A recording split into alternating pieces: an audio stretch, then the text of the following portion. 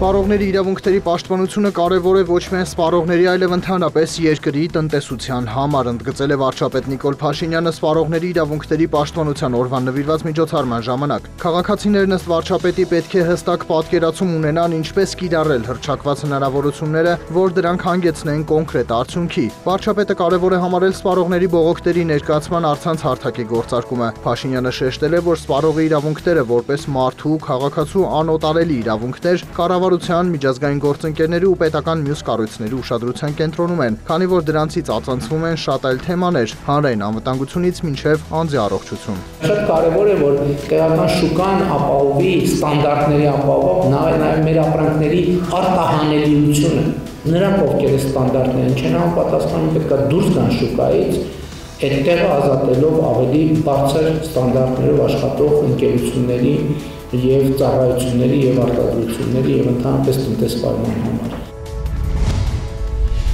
Արդար եւ թափանցիկ մրցակցությունն արժեքներ է ստեղծում ոչ միայն կազմակերպությունների, շուկայի, պետության համար, այլև արժեքներ է ստեղծում սպառողի համար, քանի որ վերջինս հնարավորություն է ունենում հասանելիություն ստանալ բարձր որակի ապրանքներին ու բարձրորակ ծառայություններին, նշել է էկոնոմիկայի նախարար Գևորգ Պապոյանը սպառողների իրավունքների միջազգային օրվան նվիրված միջոցառման ժամանակ։ Պապոյանի խոսքով տնտեսությունը չի կարող արդյունավետ եւ երկարաժամկետ զարգանալ մի միջավայրում, որտեղ տնտեսական մրցակցության պաշտպանության կանոնները հստակ չեն սահմանված եւ չեն ապահովվում շուկայի բոլոր մասնակիցների ու պետության կողմից։ Այս կոնտեքստում նախարարը նշել է, որ սպառողների պաշտպանությունը նաև անմիջականորեն կապված է Հայաստանի ստանձնած հանձնառությունների հետ եւ լավ աշխատանքային հարաբերություններ է ձևավորվել Եվրոպական միության հետ։ Կարևոր է ոչ միայն այն, թե որքանով է կառավարությունը համապատասխանեցնում օրենքները եվրոպական օրենքներին, այլ նաև այն, թե պրակտիկայում որքանով են դրանք արդյունավետ կիրառվում, շեշտել է Պապոյանը։ Ըստ նախարարի ոլորտում շարունակական աշխատանք է հարկավոր, որովհետև սպառողների ակնկալիքները շարունակաբար մեծանում են։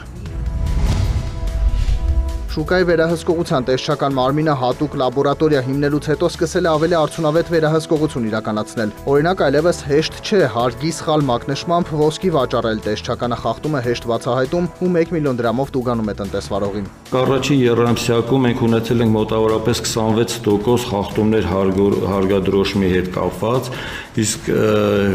վերջի եռամսյակում ընդամենը 2%։ Վիճակագրությունը սպառողների իրավունքների պաշտպանության միջազգային օրվա առիթով է։ Ամենահաճախնչող բողոքը վարորդներից մեքենաների թերի լիցքավորման մասին է։ Նման դժգոհություններ նաև տեսչականն է շատ լսում եւ շատ էլ ստուգումներ է անում։ Տնտեսվարողները զգոնացել են եւ տեսչականի աշխատակիցները սկսել են նրանց առանց զգուշացման այցելել 50-ից 100 հազարի փոխարեն տուգանել ընդհուպ 30-ից 40 միլիոն դրամով, կամ էլ աշտարակների վրա գրել, QR փակցնել, որ թեր լիցքավորող լցակայան է։ Կասկածի դեպքում կարելի է տեղում չափել տալ հորդորում են տեսչականից, պայմանները ստեղծված են։ Օրվա հորդորը սպառողին պահանջատեր լինելն է, հիշեցումը, բողոքը գրավոր ներկայացնելը, որ դրա հիման վրա կարողանան ստուգման գնալ։ Կառույցն այս տարի հատկապես ուշադիր է լինելու խաղալիքի շուկայի նկատմամբ։ Այս սեպտեմբերից վերահսկվող ոլորտներին ավելանալու է նաև տուրիզմը։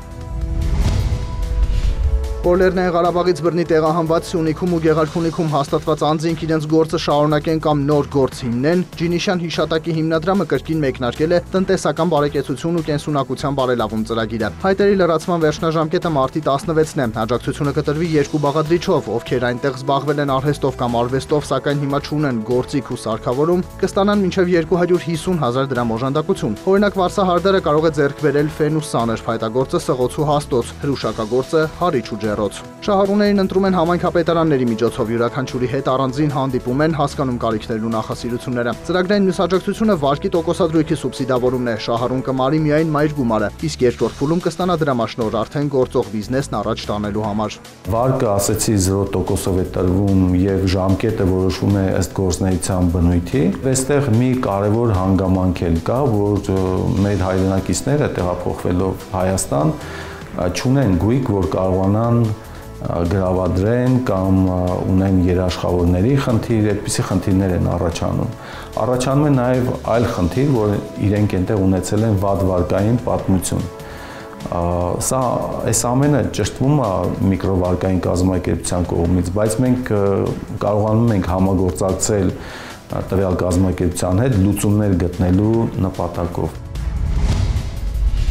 Լոնդոնի բորսայում Brent ապրանքանիշի մայիսի մատակարարումների ֆյուչերսների գինը նախորդ օրվա բորսաների փակման պահի ցուցանիշի համեմատ աճել է 0.4%-ով, կազմելով բարելի դիմաց $70.15։ Նյու Յորքի ապրանքային բորսայում WTI տեսակի նավթի ապրիլի մատակարարումների ֆյուչերսային գինը նախորդ օրվա բորսաների փակման պահի ցուցանիշի համեմատ բարձրացել է 0.2%-ով, կազմելով բարելի դիմաց $66.69։ Ոսկու միջազգային գինն աճել է 0.3%-ով եւ 1 ունցիայի դիմաց հասել $3001։ Բիտքոյնի արժեքը վերջին մեկ օրվա դրությամբ բարձրացել է 2.7%-ով եւ կազմել մեկ հատի համար $83468։